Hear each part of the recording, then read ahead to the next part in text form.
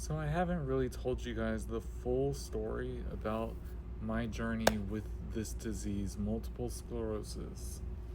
I got diagnosed back in January of 2012. However, the symptoms started to surface early on in 2011. I can recall a day when me and my then boyfriend, but now husband, James, we were walking around Barnes and Noble and we were looking at magazines, and all of a sudden, I literally couldn't stand up. My legs had no energy whatsoever. Right by the magazine rack was Starbucks, so I sat down, and he bought me a coffee, and I stayed sitting down for like 30 minutes or more, and just the energy wouldn't come back. He had to help me get out to the car, and we were scared. I didn't know what was going on. By the time we got home, I was okay, but I was nerve-wracked, to say the least. And progressively throughout the year, I started noticing that more. I started noticing, like, I would be at work at the grocery store. I worked in the pharmacy most of the time, and I would notice when I would like bend down to pick prescriptions up for customers to get them out of the bin, I couldn't get back up. Standing up was so difficult. And then it got to be like, if I were to walk to the back of the store to the bathroom, I couldn't make it. Like, it was such a long walk. And it sucked. I went to see my PCP. They had no idea what was going on. They tried to give me every potential thing it could be, like maybe I was hypoglycemic. Maybe I was just going through bouts of fatigue. Maybe it had something to do with all the headaches I always get. He never wanted to explore other options, like deeper what it could be.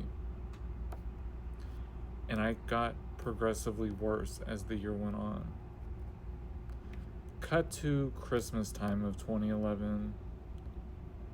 I was barely able to walk more than like 45 seconds. And it was the holidays. I was a baker back then. I was baking ooey gooey butter cakes and the yellow cake with chocolate frostings, all kind of stuff for my family, for James's family, for friends at his job.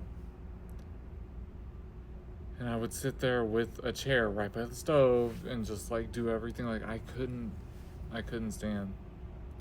And I knew something had to give. I knew I needed to go to the hospital, but I didn't want to spend the holidays in the hospital.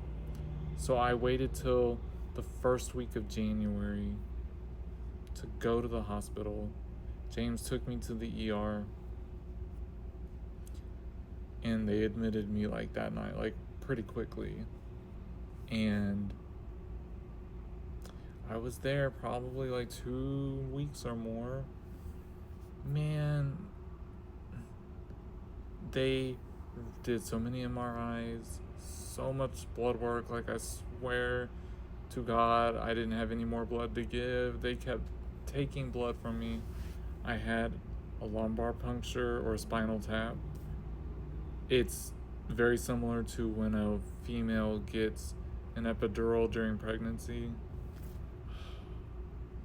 It hurt so much. It was so miserable, you guys. I love you all so much. Wow, I can't even imagine. Well, like, partially.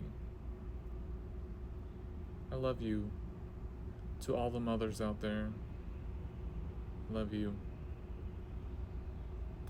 So while I was in the hospital, they put me on 5 days of Solumedrol, which is the IV high-dose corticosteroids. When I tell you, it sucks. Ooh, you taste metal all through your throat. Everything reeks of just like sulfur and metal, and it constipated me so bad for like 2 or 3 weeks afterwards.